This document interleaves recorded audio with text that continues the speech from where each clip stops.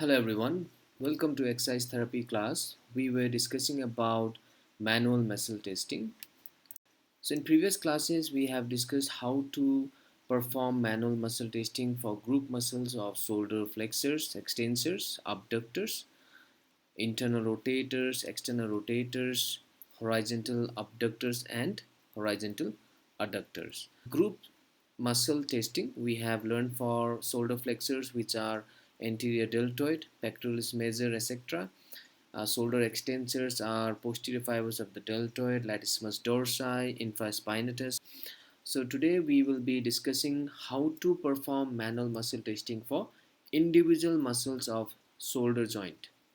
So individual muscles of shoulder joint that we are going to learn manual muscle testing is for coracobrachialis, deltoid, latissimus dorsi, rhomboids, trapezius. We have upper fiber trapezius, middle fiber trapezius, and lower fiber trapezius. Then teres major and teres minor. So this individual muscle manual muscle testing we would be learning in this further slides. So before jumping to individual muscle testing, we have to remember again the principles of manual muscle testing, where we should know about the basic positions of the patient. So how to position the patient so that the test can be performed. Then we also have to know the knowledge of stabilization and minimizing trick movements, and also how to apply resistance if we are going to assess for grade 4 or grade 5 manual muscle testing. So I hope you have learned what are the grades of manual muscle testing by now. So we also need to know where to apply the resistance, which part of the body or the bony segment it should be, whether it should be a long lever or short lever depending upon the condition of the muscle. Then again, the reliability, if the same person performs manual muscle testing for that particular muscle, it would be more reliable.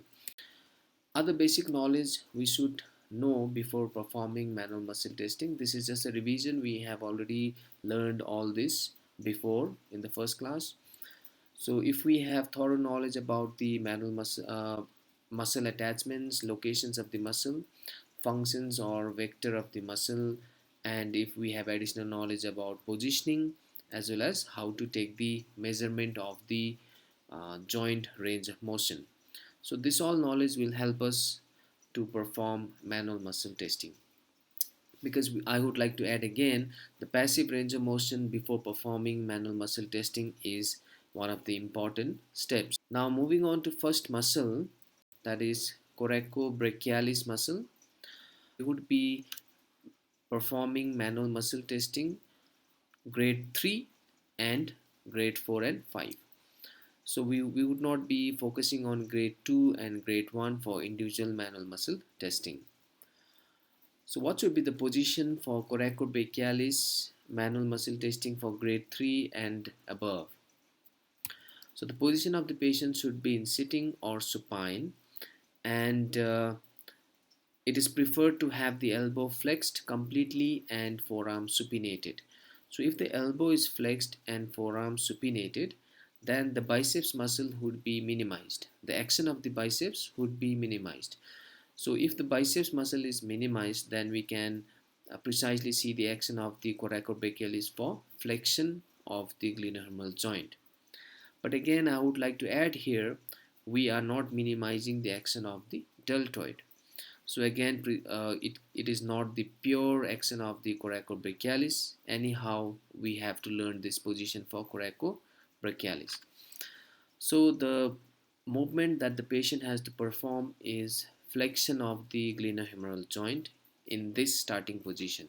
So again, I would like to repeat, the starting position is sitting or supine with elbow completely flexed and forearm supinated. So let's move further and see the video demonstration for coracobrachialis.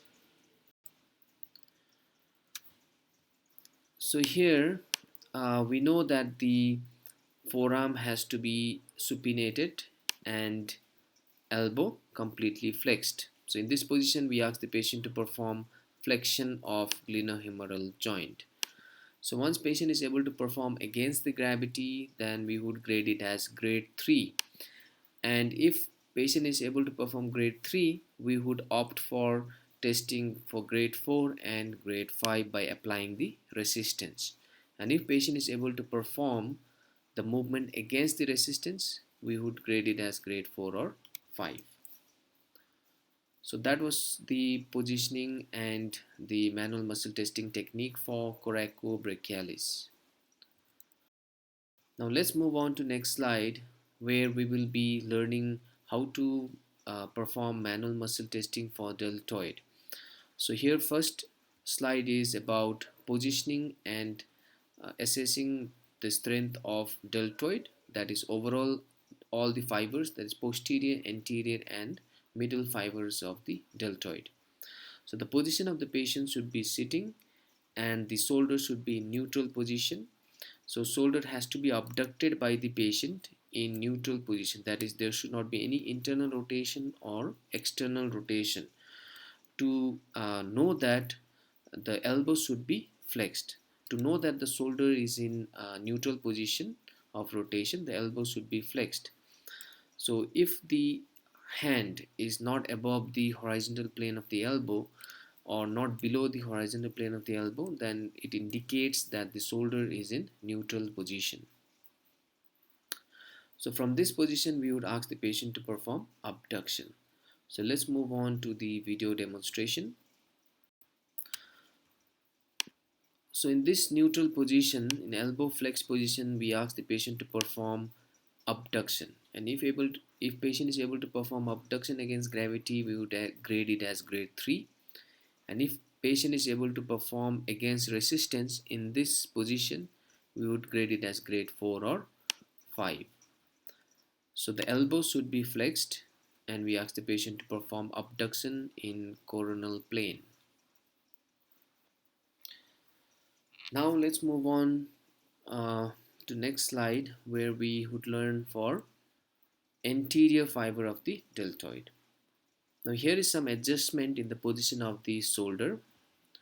The shoulder should be slightly flexed and externally rotated.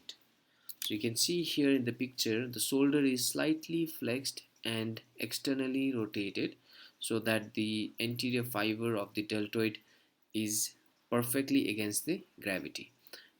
So in this position, we ask the patient to perform abduction of the shoulder.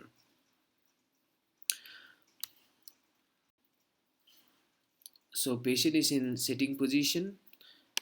Now the therapist takes the hand to slightly flexed, takes the shoulder to slight flexion with slight external rotation so that the anterior fiber of the deltoid is exposed to gravity. And in this position, we ask the patient to perform abduction. So mostly this abduction is performed by anterior fiber of deltoid. Now, if patient is able to perform shoulder abduction against gravity, then we would apply the resistance and see if the patient is able to perform against gravity. Now again, you can see here the shoulder is taken to slight flexion and externally rotated, and we can perceive that the shoulder is externally rotated because the hand of the patient is above the horizontal plane of the elbow. So this was the technique to assess the strength of the anterior fiber of deltoid. Now let's move on to posterior fiber of deltoid. So posterior fiber of deltoid, there is again the adjustment here.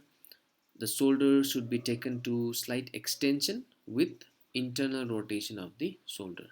It should be slight internal rotation. So in this position, the posterior fiber of the deltoid is exposed to gravity. And in this position, we ask the patient to perform abduction of the glenohumeral joint. The starting position is, again, I would like to repeat, sitting position with shoulders slightly extended and slightly internally rotated. So the therapist takes the shoulder to slight extension and internal rotation. So in this position, the posterior fiber of the deltoid is exposed to gravity and we ask the patient to perform abduction. And here you can see the hand of the patient is below the horizontal plane of the elbow. So therefore it indicates there is an internal rotation at the glenohumeral joint. Now if patient is able to perform against the gravity, we would grade it as grade 3 and would assess for grade 4 and 5 by applying the resistance. So this was the technique for deltoid, anterior fiber, posterior fiber and middle fiber. Now if you all want to revise these slides again, you can go through it, and if you have any doubt you can ask me through Teams or through WhatsApp. Thank you very much.